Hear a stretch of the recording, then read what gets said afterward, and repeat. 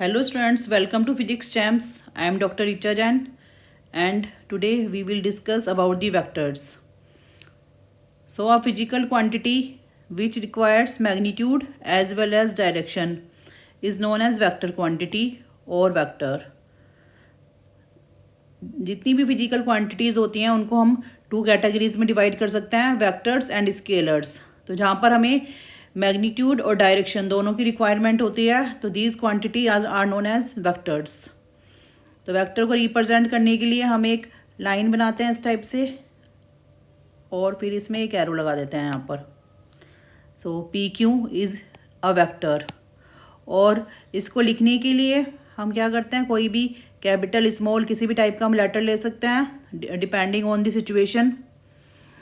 और फिर उसके ऊपर हम एक एरो बना लेते हैं, जैसे ए वेक्टर और बी वेक्टर और डी वेक्टर किसी भी टाइप का हम यहाँ पे लिख सकते हैं. एक्सेलरेशन लिखना है तो we will write a vector. Velocity को we can write small v vector. Force को capital F vector. So there are various ways to write down the vectors.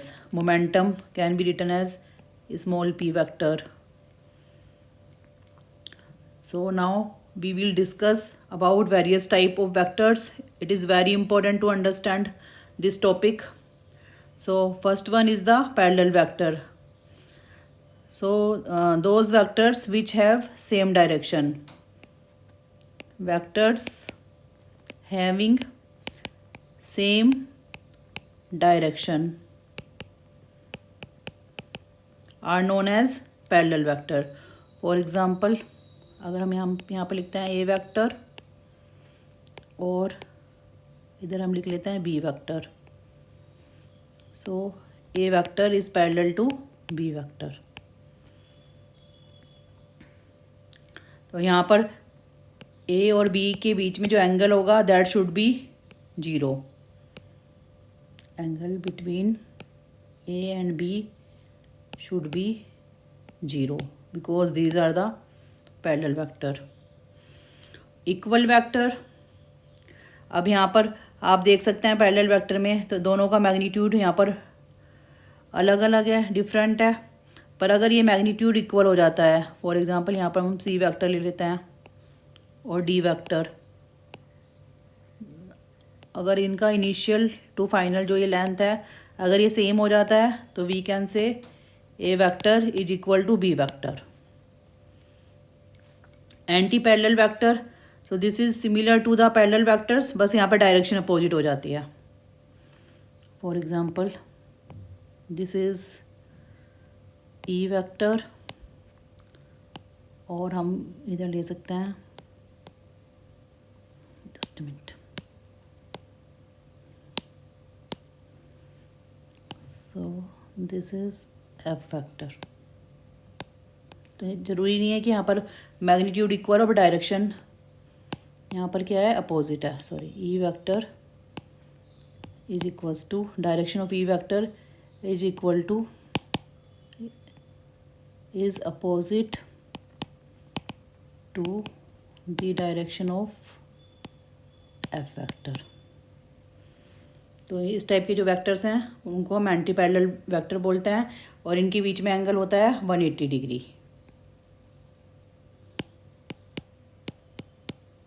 यहाँ पर 0 और यहाँ पर 180.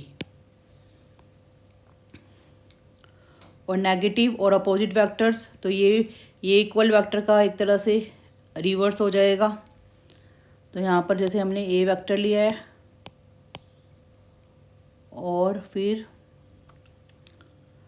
बी वेक्टर लिया है तो मैग्नीट्यूड यहाँ पर इक्वल होगा, equal magnitude but opposite direction. और यहाँ पर क्या होगा, equal magnitude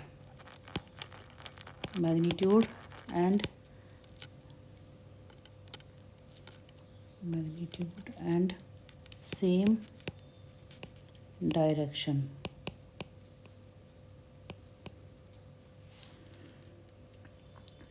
So and next is the co-initial vectors which have the same initial point. For example, अगर हम कोई भी वेक्टर लेते हैं इस टाइप का,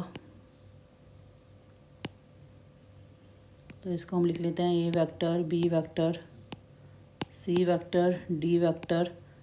तो यहाँ पर ये जो इनिशियल पॉइंट है ये सेम है यहाँ पर, तो this type of vector is known as coinitial vector.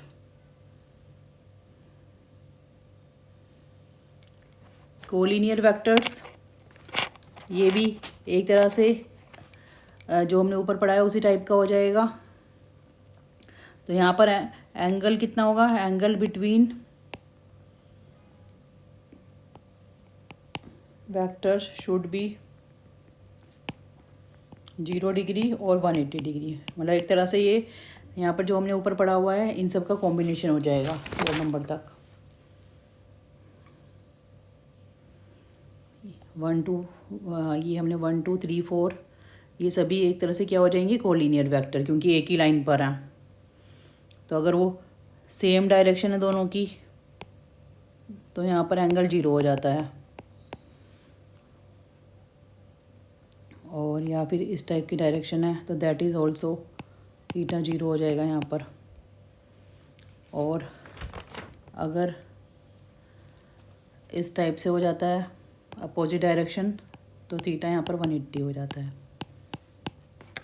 और यहाँ फिर we can write in this way also. So these are the collinear vectors. Coplanar vectors, the vectors which lies in the same plane. ये अच्छे से हम समझेंगे बाद में। are known as coplanar vector. For example ये एक्स वाई प्लेन में हो सकते हैं, वाई जेड प्लेन में हो सकते हैं। concurrent vectors,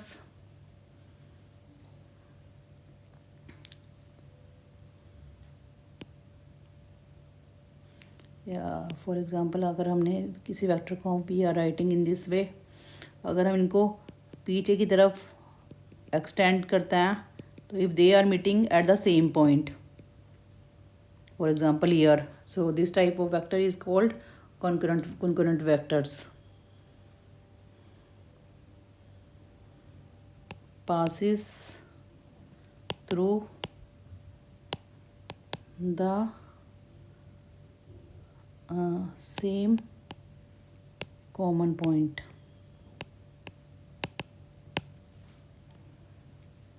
और नल वेक्टर जैसे नेम से इंडिकेट हो रहा है, इसको हम जीरो वेक्टर भी बोल सकते हैं। तो हैविंग जीरो मैग्नीट्यूड, तो इसको हम जीरो वेक्टर बोल देते हैं या नल वेक्टर। अब इसका वैसे इम्पोर्टेंस ऐसे हो जाता है कि अगर suppose there are 2 opposite vector, A vector और माइनस ए वेक्टर, तो इनका रिजल्टेंट भी एक वेक्टर होगा which is known as zero vector. And unit vector, इसका काफ़ी इम्पोर्टेंस होता है यहाँ पर न्यूमेरिकल्स वगैरह में। तो यूनिट वेक्टर को हम लिखते हैं, जैसे कि नेम से पता लग रहा है कि मैग्नीट्यूड कितना होना चाहिए, यूनिट मैग्नीट्यूड। ये बहुत ज़्यादा इम्पोर्टेंट कंसेप्ट है यहाँ पर। तो यूनिट वेक्टर को लिखने के लिए हम इस तरह से लिखते हैं, इसको हम लिखते हैं जैसे कोई भी लेटर लिखा है इसको हम प्रोनाउंस करते हैं ए कैप। तो what is A cap, this is the A vector और फिर इसका मॉडुलस। ये किस टाइप से हम कैलकुलेट करते हैं ये हम नेक्स्ट क्लास में डिस्कस करेंगे। तो ये डायरेक्शन देने के लिए यूज़ करा जाता है, to give direction to a vector. इसका बहुत इम्पोर्टेंट रोल होता है वेक्टर्स में। और यहाँ पर यूनिट वेक्टर हम 3 टाइप्स के होते हैं, X axis, Y axis, Z axis के लिए अलग अलग कंसिडर करते हैं। एक्स एक्सिस के लिए हम आई लिखते हैं आई कैप, वाई एक्सिस के लिए जे कैप, और जेड एक्सिस के लिए हम लिखते हैं K cap, X Y and Z axis. अच्छे से हम इसको बाद में एक क्लास अलग से क्लास लेके we will discuss about this. Polar vectors having initial point और a point of application. For example इसका भी फिजिक्स में काफ़ी यूज़ होता है कि अगर हम यहाँ पर डिस्प्लेसमेंट करते हैं यहाँ पर, अगर for example if it is representing the displacement P से Q तक, तो ये इनिशियल पॉइंट है, this is the initial point. तो जीन वेक्टर का यहाँ पर एक इनिशियल पॉइंट होता है, और मतलब जहाँ पर एक तरह से पॉइंट ऑफ एप्लीकेशन होता है, पॉइंट ऑफ एप्लीकेशन, ये यहाँ से एक तरह से डिस्प्लेसमेंट होना स्टार्ट हुआ है। So this is known as polar vector. मतलब सिंपली हम इसको जैसे डिस्प्लेसमेंट को we can write S vector, displacement, force, ये इसके एग्जांपल हो जाएंगे। और एक्सियल वेक्टर,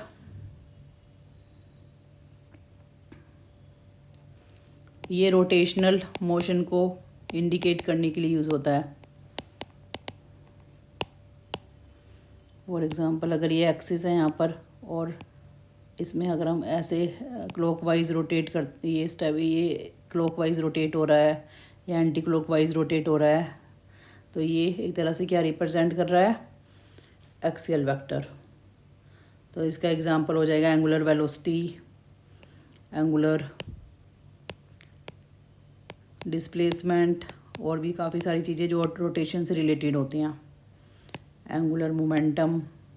तो ये सभी बहुत इंपॉर्टेंट कंसेप्ट हैं जो हम आगे के चैप्टर्स में स्टडी करेंगे।